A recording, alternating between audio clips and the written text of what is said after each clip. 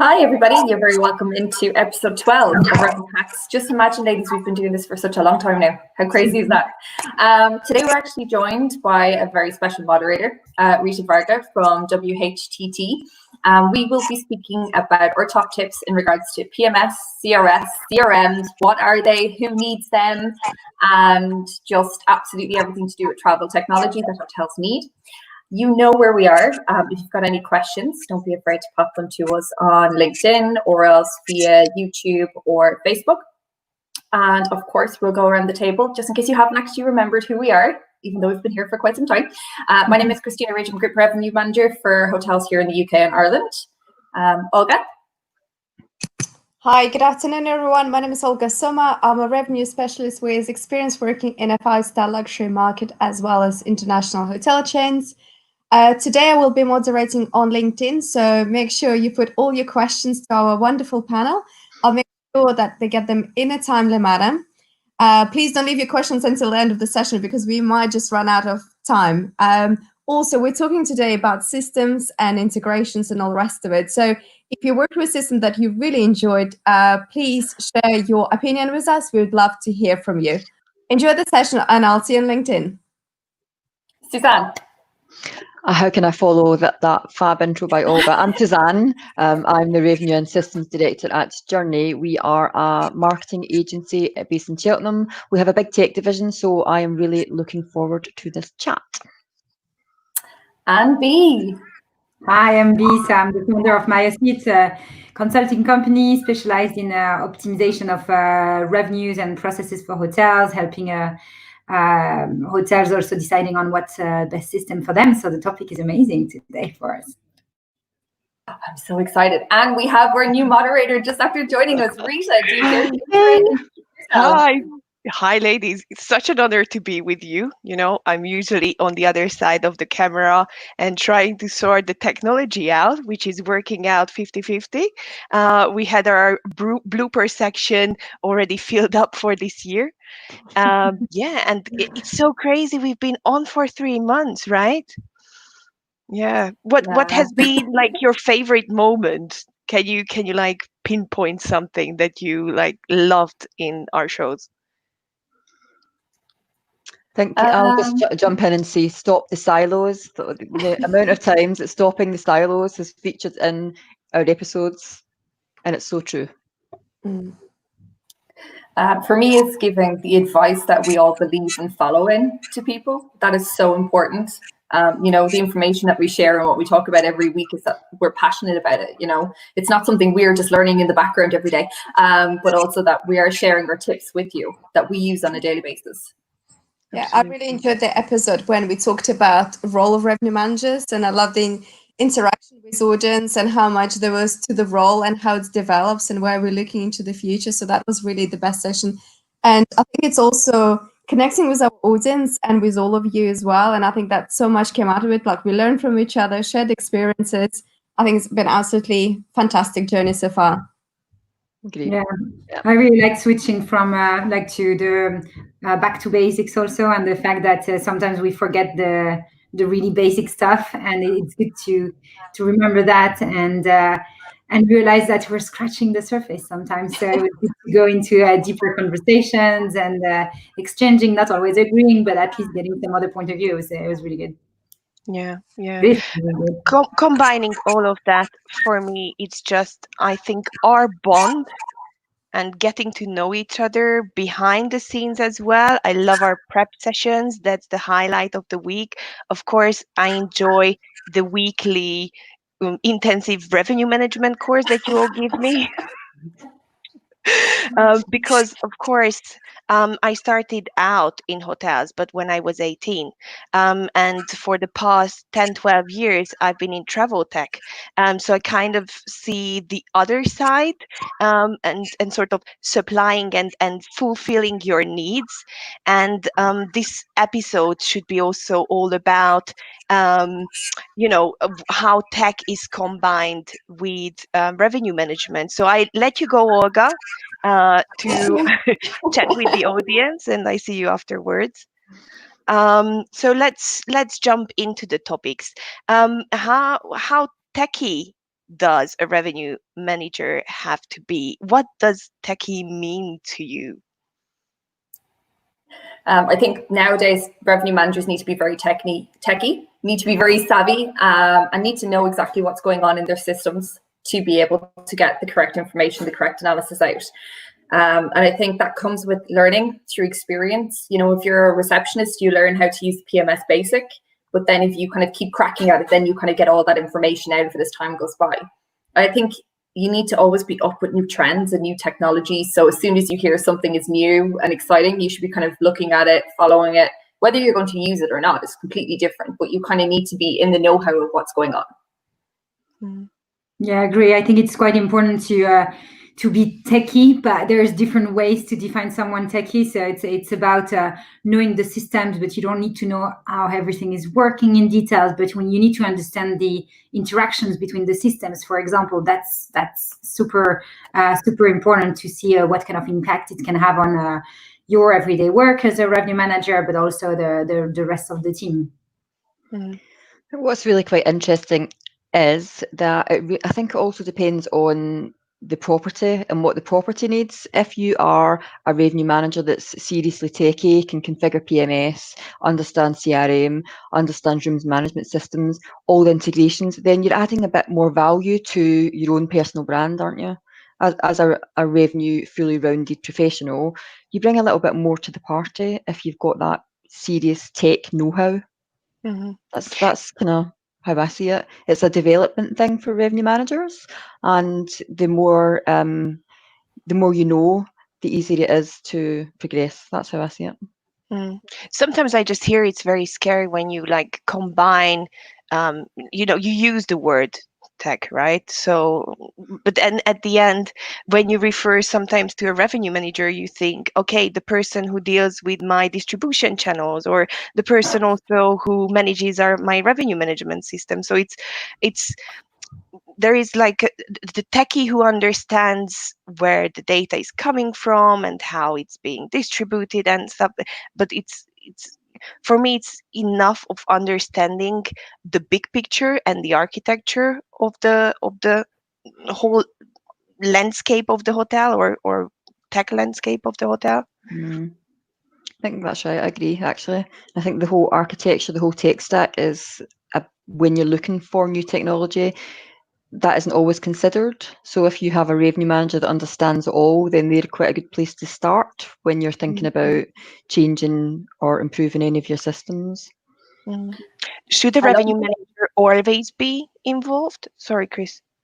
Yeah, no, to answer your question, yes, always be involved. And I love how Suzanne calls it the tech stack, because that's exactly what it is now. It's no longer just a PMS or a CRM or a channel manager. It is a huge amount of technological advances now that has come to the hospitality industry that stacks one on top of another. And I don't think people take that into account. So, of course, you need your revenue manager there who's going to tell you what is the best system to use, the best channel, who integrates everything, which no one does, by the way. If someone wants to listen to us later on today, we're probably going to define what we think is the best system ever. And then you'll be able to go and take our brainstorm. We will accept commission in gin, champagne, cocktails. We're not really financial gain people. We're more party girls. But no, it is one of these things where, you know, your revenue manager should be very much involved, because these are the people who are the powerhouse behind your system. Your system is only as good as the information that flows into it. Your revenue managers are the people who control this information. And that is the person that you need to talk to. Like, for instance, I had a really bad experience years ago when I was moved from one hotel to another in an old group I worked with.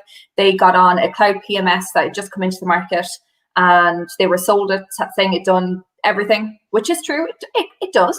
But didn't think about the integration with Micros. It doesn't integrate with Micros. So the day of live, we actually had no PMS integrating with our POS systems, which was a complete nightmare, because all the bills had to be added on manually until they decided that they were going to buy a whole new POS system. And at that point, Micros was only about 2 years old in the hotel, which was ridiculous. And then, you know, we didn't have the correct financial reports as well, which is another thing. Whereas, you know, then you have to manipulate that data and download it and tailor make the data to suit your reports that you use as a hotel here. So, you know, I think you really need to involve your team that does the day-to-day information, rather than just being a GM or being a board member who's making up these, you know, we're going to go for this system because I've been sold it by a sales manager who's promised me the sun, the moon, the stars, and it's going to be awesome, because it's sometimes 90% of the time it doesn't work out to be awesome. Trust me. Yeah. Is that the moment in which to introduce Rita's concept of sexy tech? Well, let's go Rita. back to basic first. I would actually go back to you, and you mentioned when we start to look for new tech. So right at the beginning, point number one that we decided that is going to be our tip is know what you are looking for.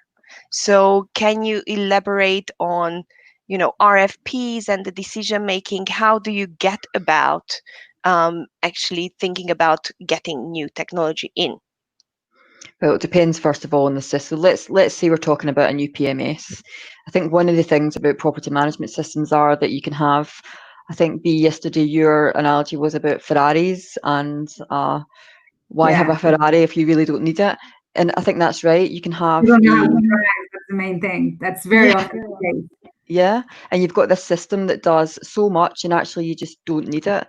But there is a good system that's suitable for all classes of property if you know exactly what you want it and need it to do. So I think understanding first and foremost what your hotel policy actually is, how it's going to be implemented in the system, how that system should be configured, and then what reporting you need out of that system. Those basic things should always be the cornerstones of your PMS search, because like you said, Christina, there are so many people that will promise you the world, and actually there are systems out there that you can't even see what rates are available across the next month. You know, it's that basic. So understanding those 4 basic things for me is always a really good place to start for a PMS. And ask an expert if you don't know. That's 2 tips. Yeah, I think that's kind of key. If I can add to that, it feels like for any system, actually, there's 2 things. There's like, do you really need that? And being able to pinpoint why do you need this system, and what would be the end goal? What do you want to get from it? And then starting from here, even if you don't know what a CRM is, for example, it's like, what are your needs? What do you miss? And the sales guys are going to do that to you. They're going to tell you, like, so what do you miss, etc. But that's really important, that it's key that you know when you go for a system that you really understand what's the ultimate goal, and will you have the resources? Is it going to work for the entire team? Because the example of a PMS, that's really the core system. If you should have one, you need to have a PMS basically in a hotel. And how do you make sure that this is working for everybody in the team, not only for you as a revenue manager, because yes, it creates great rates or it's easy to manage, etc., but that finance will have the reporting that they want, that marketing will be able to use the data, etc. So it's a detailed RFP is really, really important. It's not always easy to do, but you need to make sure of the end result when you sign the contract. You just cannot go blind and just trust what people are saying. And I think it's also something sometimes we tend to do is trust your friends that are working in hotels, etc. But you need to be careful, because what is good for them is not necessarily good for you because of the environment that they have, the systems, the people, etc. So that's also like a big warning for me whenever I talk to people searching for different systems. I think as well, to add to everything, because I totally agree with it. And again, my comment yesterday was exactly like you can't have the same system as your friend just because they have it. It's not a case of keeping up with the Joneses. It's about getting what's right for you. But it's also the customer support. You need to have someone that has good customer support. You don't want to go into a PMS with support that you're not going to get the help that you need, especially now when everything we're so used to installers coming to hotels and spending a week with you and showing you everything and installing in person. A lot of people do all this technology now either by a hybrid role or cloud-based, which is great. I love online learning. It means you have to do it, you have to sign in, you have to do everything. But it's that knowing that if there's an issue, how long is the turnaround time to get that issue resolved? Or if you want to add an additional functionality to the PMS that's not in your system already, that's available. How long will it take and how much will it cost you? They're so important, because you find that if you want something added in, like if you were a rewards property and the system didn't support a rewards type thing, then it could take a long time. You could be on their roadmap forever for it to be fixed, you know, or some sort of button switched. So you kind of need to realize as well, what is the turnaround time on all these things, for sure. Oh, but there's a very good question by Gabi coming in. How do you expect to leverage technology during the different touch point of the customer journey? Yeah, that's a good one. I think it's important to first know your customer journey, which it's sometimes hard to really understand 100%. We tend to only see when the booking arrives and when the guest is leaving, whereas there's much more to that. And then I think it's a matter of putting the priorities and trying to see. I mean, the revenue eye would be like, okay, what would bring me more revenue? So is it at the, I don't know, those kind of things like pre-stay emails, or is it more the in-stay, what can I do to help my client, and is there some technology that I can use then to get them more engaged, etc. So each hotels, I guess, will have a different priorities, but defining these and really having a detailed guest journey is quite key. I think I'm just going to add to that, because I totally agree, Bea, and I think the guest journey aspect of it should always be the top priority. For me, tech is about what you've got customer facing and the customer experience, how that looks, how you can improve it. And I guess that's where the CRM chat comes in. And then you've got your PMS systems, your distribution on the back of house, you know, the stuff that we love that's not necessarily relevant to your guest. So the thing that always astonishes me about hospitality, given the size of the industry, is that we do not yet have one system that can fulfill all of our needs cohesively in a joined up seamless fashion. So just even from a kind of front facing on your website, you know, when you book accommodation through a booking engine, then you have to go somewhere else to book your spa treatment. Then you have to go somewhere else to book your restaurant. Then if you want to buy a gift voucher, the whole experience from a guest perspective is so disjointed for now. I have to agree with you, Suzanne. And I actually remember when we were talking about a few weeks back, we were talking about the customer journey and everything in segments. We did mention the fact that no one's booking engine is seamless, that you can just pick and grab almost everything that you need and put it in, and then that the price would be tailored. And I know that's the way the industry wants to move at some point, but it'd be great if we took this time now, with technology advancing so fast, that we could go that way super quick, because it just makes it for a better customer journey, because each journey is different to a customer as well. You know, I remember years ago, it was that crazy stat that said 37 touch points on different websites before the customer actually books your hotel. Could be a little bit more now because of everything that's going on. But, you know, you need to be able to make yourself stand out from the crowd. And if you can actually pick and choose whatever you want into your basket, like you were going to Waitrose or Tesco's shopping, I'd be happy. Because what I would like in a hotel is different to what maybe you'd like in a hotel. Exactly. And I guess that was, you know, Journey as a travel marketing company, we're called Journey for that very good reason, and the tech division are working very hard on that as a solution. So it's a slightly, for me, this is quite close to my heart, that whole experience, but I'm also conscious that Journey are working on exactly that solution. So I don't want to talk too much about that, but for me, that guest experience, how you convert the sale, how you follow up, how you bring them back, especially if we can just touch on something that's really close to all our hearts as revenue managers, OTAs, the commission and the book direct campaigns.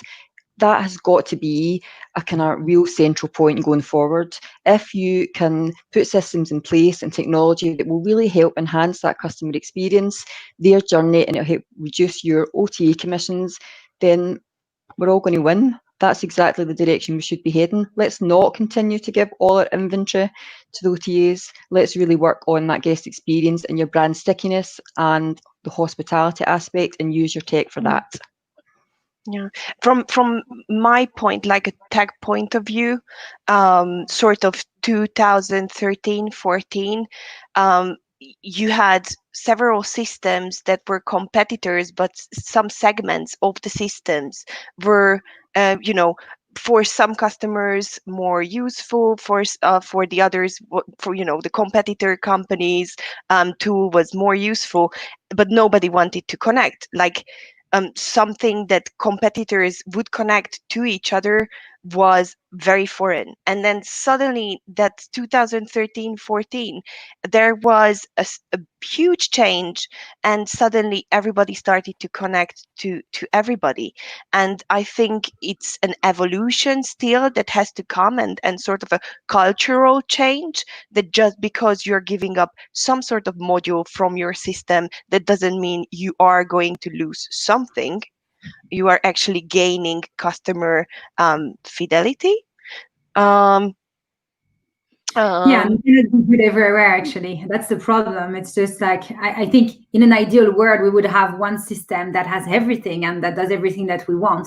But the reality is having, and I think we're going to touch base probably on Open API and all these kind of things, but like having systems that are talking to each other's and really integrating and helping with this seamless relation is super key, because you need to have experts. And there are some systems that, well, talking about the big guys, for example, they are great as a PMS, but like they may not be super good in terms of managing like your marketing, for example. You need another system, but for that, yeah, you need the systems to interact.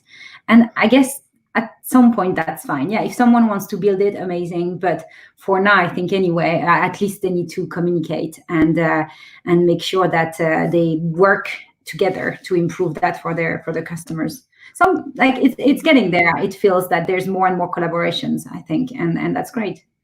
I'm just going to say one. Yeah, exactly. That was exactly what I was just going to say. The thing about the big tech companies that feel that they have got the dominance and that they hold the hotel in a certain place because the hotel and the hospitality industry needs those connections, they charge too much for it.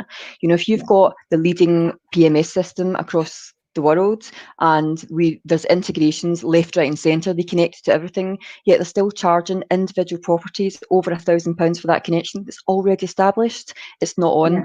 And let's see some disruptors come through and disrupt that market, because hospitality businesses should not be held ransom by tech companies for integrations.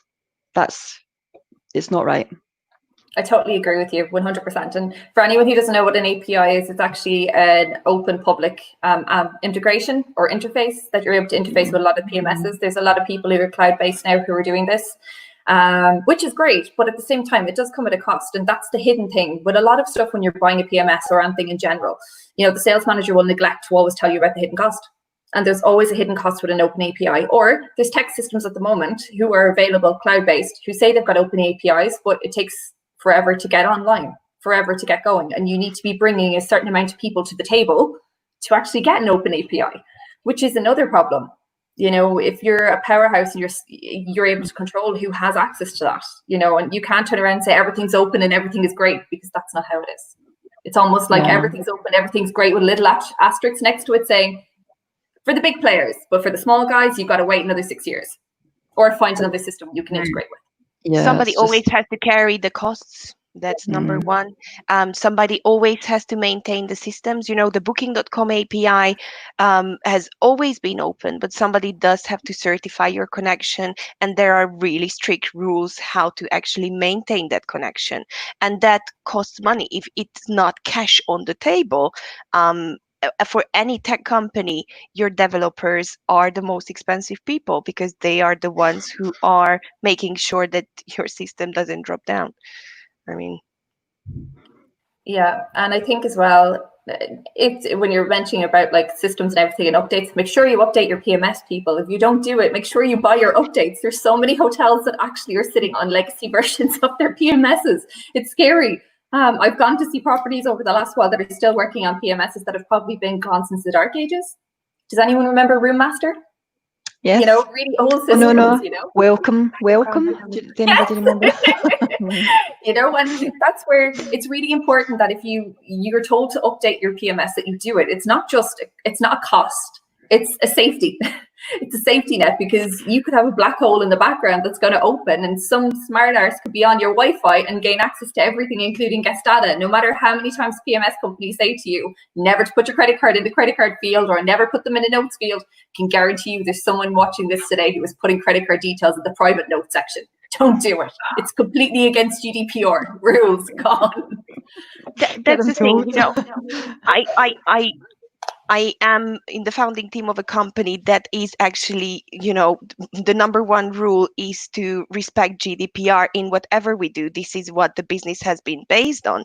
And something like GDPR, I hear hotels' feedback is, oh, who would ever come to my hotel and look if everything is right, So there is something that if there is a new rule or there is something that is obligatory for you, take it in credit. And for example, even like making the evaluation for tech, put it is, you don't have to understand GDPR. You don't have to have a compliance officer for that, who is very expensive and has the same amount of knowledge as you.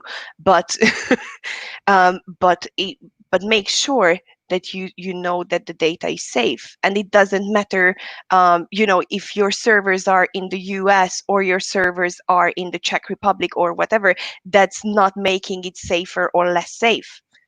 It's actually, the tech is built on a safe environment, and sometimes legacy systems that have or the big operators, it's not a recipe that your system is going to be secure just because you are O and with CLE, no, if you understood what I meant. But speaking of all this, useful tech versus sexy tech. You wanted to come to this point anyway. I love to use the word sexy when we talk about tech, because tech is the least sexy thing that can exist. So let's make it juicy. I think useful tech versus sexy tech. Sexy tech is the talk that the sales managers always sell you to get you on board. I think the useful tech is the information that you need and the stuff that you need. And we did touch on the points there earlier on. Make sure you know what you need in your system. Talk to everyone that works with your system. Your PMS is definitely a useful tech, 100% useful tech. Essential tech. Exactly, yeah. Although I think I shared with you guys this week or last week that there is a hotel in Ireland that still uses an Excel worksheet, believe it or not. Old style. You got to love the people who are rocking the retro at the moment. But you need to have a PMS straight away. That's it. And then if you choose to have a distribution system, that's up to you, unless you want to manually change everything on Booking.com and Expedia and all the big OTAs and add one room every day to compensate for it. But I do agree with Suzanne for sure that we all need to use our distribution centers a lot better. Yeah. Because we need to take back the control, for sure. And your distribution center allows you to do that. So you don't have to have open inventory for everybody. You can control that. And that's the best thing about your system being able to do it, whether your PMS allows it from the inside or you have to use it on a distribution side. RMS, I have different ways of looking at an RMS. I think it's for everyone, not for everybody. It just depends on the size of the property and the information you want to take from it. And I definitely 100% can recommend having a CRM. 100% recommend it. And I know Suzanne is a very, very, very big person when it comes to CRMs, because you need to be able to track everything. You need to be able to see everything, and you need to be able to do your marketing rather than just opening Publisher or getting MailChimp and doing everything. You want to have something that just everything all in one, and it's so good. Suzanne, do you want to talk about CRMs? Just really quickly, we'll be here for a week. I think the thing about the CRM is that it's the one piece of tech that actually is worth investment. When you're talking about your customer experience, stopping those silos, looking at sales, looking at your sales process, understanding your data, making sure it's clean, segmenting it properly, personalized targeting, personalized pricing, the whole thing can all be done so cleanly in your CRM system. Now, again, back to the whole Ferrari analogy, where you don't need the best CRM in the world, but you do have to understand that one thing leads directly through to another. If you've got a big direct marketing campaign going out and you're not then tracking what is actually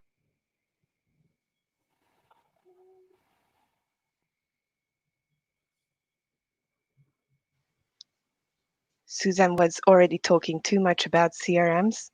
Well, That's Julie totally agrees with us, by the way. Hi, Julie. You're very welcome to the panel. Did I disappear there? Sorry, right in the middle of my CRM rant. Sorry. But I think you get the gist. The CRM piece is absolutely worth the investment. It's measurable. It's about your customer journey. It's about personalization. Do it, but get expert advice. That's the one thing I would say. Make sure that you're taking some advice on which CRM to go with. I don't know which CRM, want to talk is about your experiences.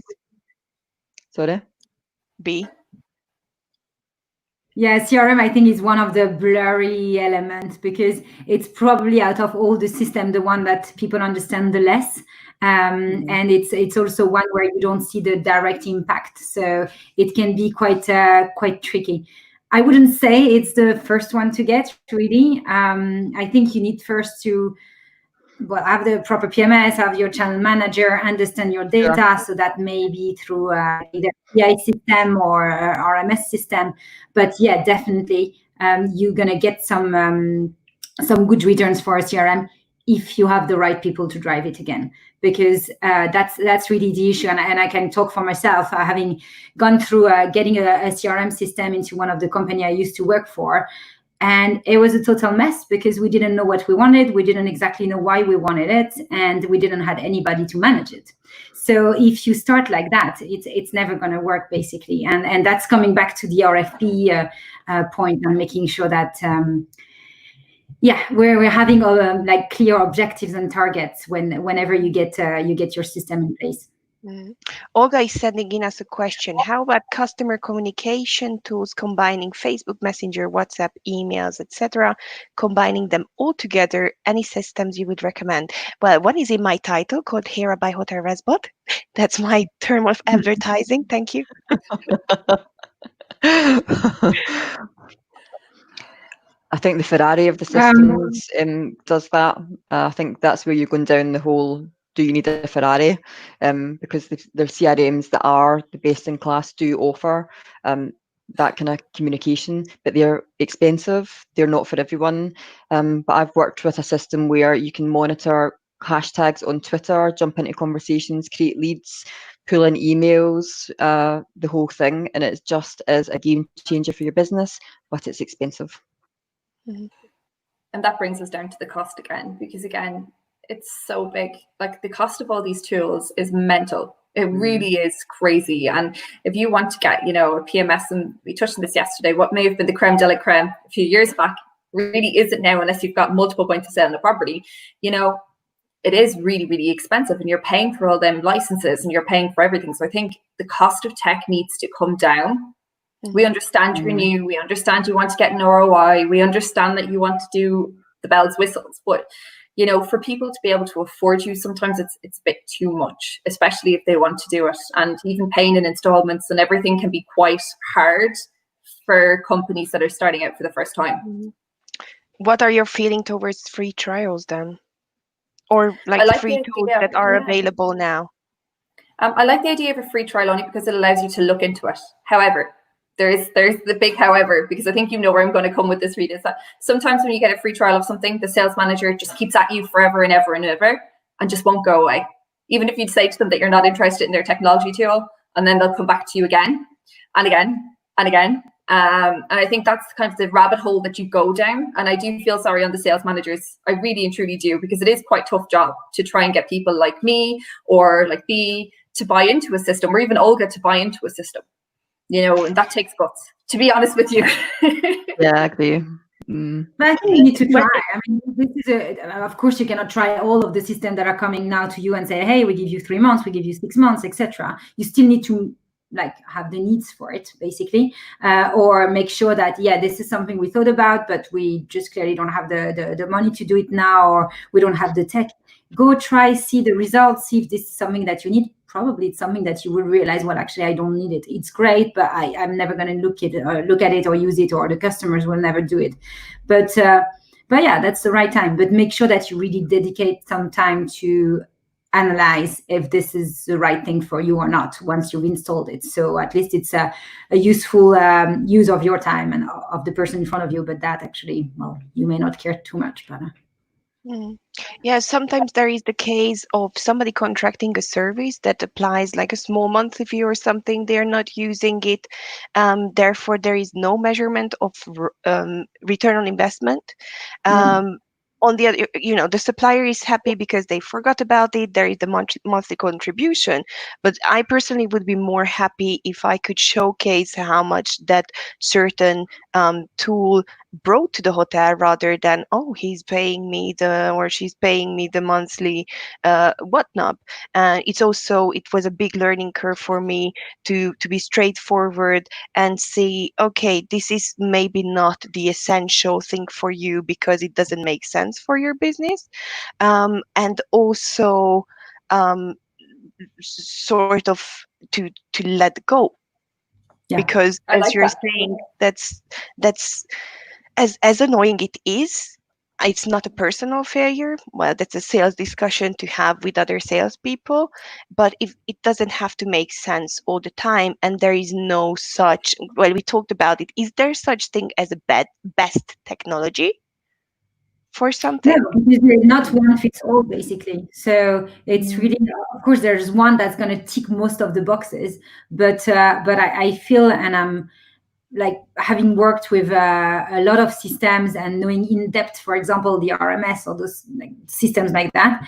A lot of people are asking, so what's the best? We want the best. And like, well, it depends. It depends on your business, and it depends on what you're interested in, and it depends on how your people are working also.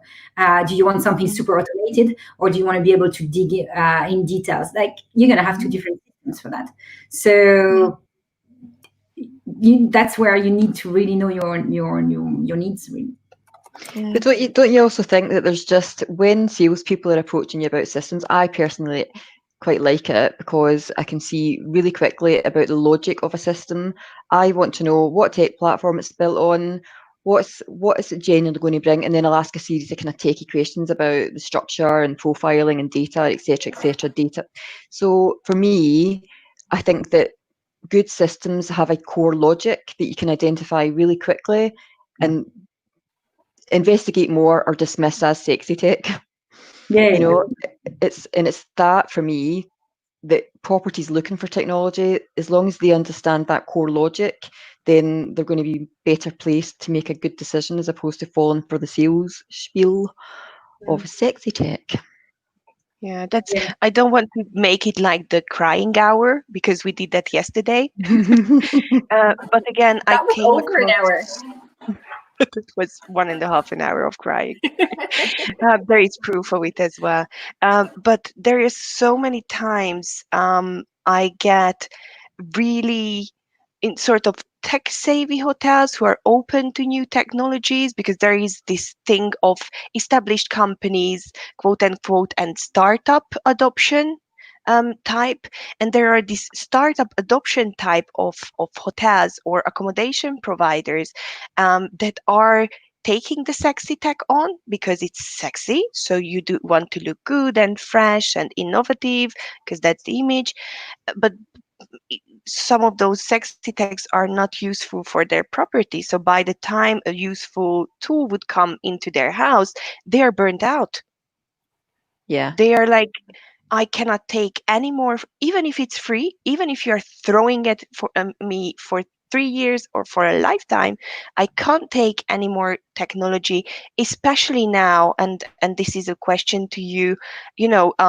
Chris is doing all sorts of jobs within a hotel as one single person, for example. So there is, like, how do you evaluate now what is your priority? Are you asking me in general or the panel? I'm asking you. I'm asking, like, all of you are dealing with hotels, so. I'd like to say I've got like perfect time management, but this week it's just been a bit of a nightmare. I feel like everything's been thrown in. I think for me, evaluating now, we definitely need a CRM for sure. We're looking at something. We are investigating at the moment, and we're going through kind of conversations and looking at tools, because I just think we're going to need we need better system to do all this stuff. And I prefer for us to be the powerhouse that does all these things ourselves rather than rely on third parties to do the marketing for us. But I think having some sort of tools in hotels, especially independent hotels, really helps them to be able to focus a lot more on customer service and focus on the data and also on the customer journey, rather than sitting there kind of looking at rates, looking at the inventory, looking at everything constantly. And there's a lot of stuff as well that individual independent hotels do, and they're very limited staff. That saying that, I don't think, Julie asked a question, do we think independent hotels should be building their own systems? It depends. If it's an independent chain, maybe, but like if it was just a hotel, like a standard independent hotel sitting in London or else in Dublin, no, I don't think so. I think you're better off going into bed with someone else, getting into the systems, and then going from there if you want to do it. Because knowing how to build technology is different to knowing how to operate it. And I think that's the one thing, it's the silo that's there between the two of them that kind of needs to get better. Yeah, to bounce on Julie's example, actually, it's funny, I completely forgot about that experience. Previously, before putting this CRM in place, that it was a complete mess. We actually tried to do our own one and to build it because we thought that we could do it.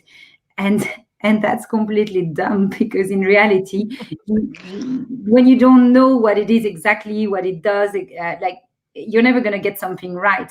So you'd rather at least try for a period of time with some people where it's the specialty and they know what they're doing. They may not get 100% what you want. They're not going to give you 100% of what you want, but at least you learn from that. You'll understand what you really need, what you really want, how you want to implement things. And maybe then it's a good time for you to build your own system. But I'd use them as an in-between in this case.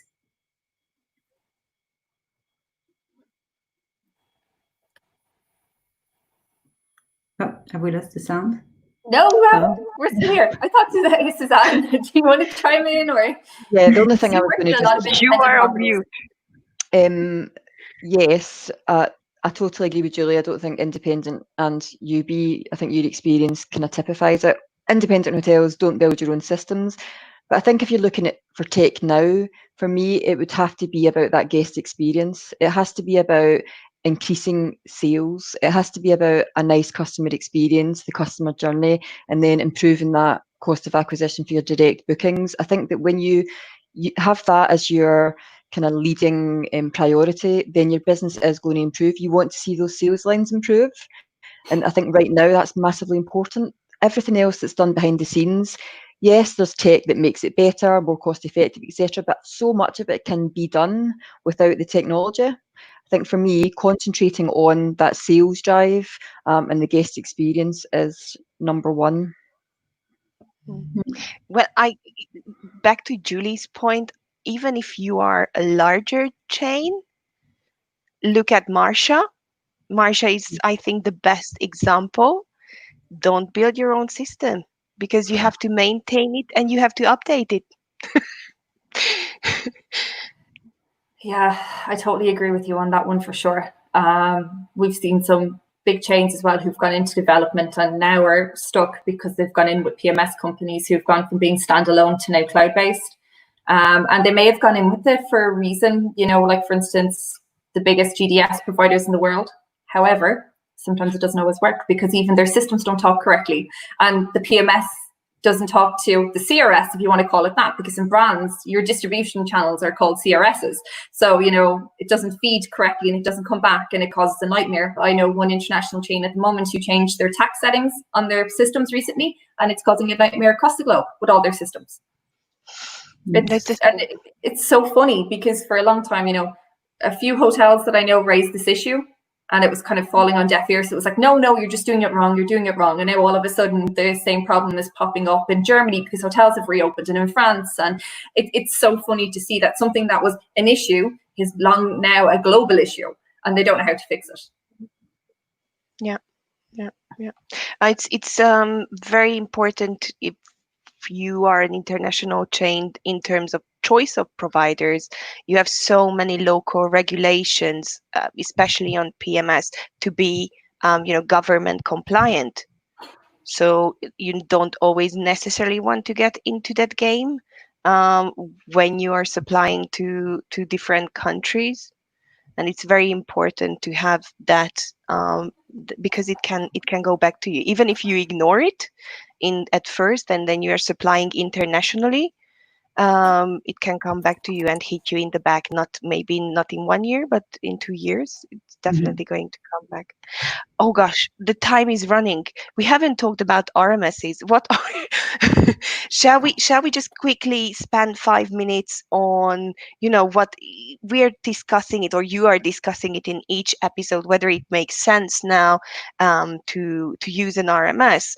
But I think there is also clarification needed in what we call RMS, what is a pricing tool, what is an analytics tool, what is your take on the usage and the terminology as well? Well, basically, you want it all, I think. That's the thing. Like in an ideal world, the RMS is where you have all the data that you need in order to take your decisions. So decisions of pricing and strategy. Now, it's not necessarily the case with all the providers, which is fine, because then you link it to a BI tool or, I don't know, whatever pricing tool that you may have. But I think it's key. And I think there was a question earlier, are they adjusting now to COVID and the new trend? And short answer is yes, but no, because yes, they're going to change their algorithm. But in reality, like nobody knows. Like we don't, like, you can see Amsterdam, for example, has been booming the last 2 weeks. You kind of double your numbers, but then is it gonna continue like that? Do I take that into account, or do I still look at like a month's worth of pickup and then it's much lower? It's a system also cannot know really at this time. That's the thing. And we can have systems that they have different algorithms, some that are on the very short-term period and some that are on the long term. So they are normally adjusting it to make sure that now they're looking much more at the short term. But that's an ongoing process. And in reality, whatever you have in your property in, I don't know, whatever region, may be completely different from the need in another region. So it's, I think it's tricky. It doesn't mean that you shouldn't have an RMS now or shouldn't trust it. You need to be super careful though with the data that it brings you, but use it to really analyze faster, like much more quickly your data. That's going to be key, because you need to be on top of it. You cannot just let it slip. And the pricing then needs to be quite looked after also, because you have some tools here that as soon as you increase by 2 rooms, then it's increasing your pricing, whereas now you just can't. There's not going to be any compression anyway. So I totally agree with you. I've told you guys my past experience with it since I joined. So, it's a yes and no. I think sometimes RMSs can work out with a great benefit, especially if your PMS isn't as analytical as what you want it to be. But I do think, again, it's all down to the information that you put into your system. It's only as good as the information that goes in. And the pricing tools that you use behind it. If you're going to buy an RMS, please ask them, how many times a day do they shop their rates? Let's be honest, we're now in a situation where different parts of the UK and different parts of Ireland are like picking up rooms like wildfire. It's amazing. It's great. It's almost like being back to pre-COVID times for a lot of people. The rates may be lower, but the demand is there. So you need to be sure that, the rates are constantly being refreshed. And if there's a cost involved with that, because, a lot of the big shoppers don't shop constantly. They do, but then they don't feed into the RMS correctly. They might only feed in 3 times a day, 4 times a day, or even in some cases once a day. Yeah, but on the other hand, it's not shopping all the time. It helps people to stop thinking about only their competitors, which like you had some RMS that were using competitors and they're not using it anymore, because you realize that it's like a down spiral otherwise. Like, it's just you're not doing a proper job if you're just following. Nobody wants to be the follower. You need to, and sometimes it happens, of course, but you need to think outside of your competitors. And we had a great discussion on that. Like, competitors, I think, is not everything, and you don't even know if you have your right competitors most of the time. So yeah. Totally agree. But this brings us back to the point of knowing who you are and knowing what you want is the first step if you're wanting to get any tech on board. Do you want me to recap just for a second what we have talked about or tried to mention as the 10 points today? So point number one, or tip number one: know what you're looking for, understand your needs, do an RFP, so an evaluation list. If you don't know and you need help, please make sure that you get some external help. And related to that, don't be afraid to ask a question whenever you are evaluating. The third point, or third tip that we gathered here, is to think about what is the essential tech for you, and evaluate as a fourth point what is only quote unquote the sexy tech for you.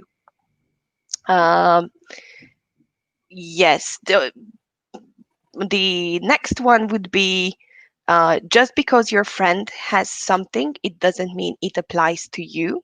So also make sure that you get a reference, or the right reference, whenever you are shopping something, or whether you are deciding on getting something on board. Try to make sure then, as a next step, that whenever you are getting something, you get the full usage of any systems.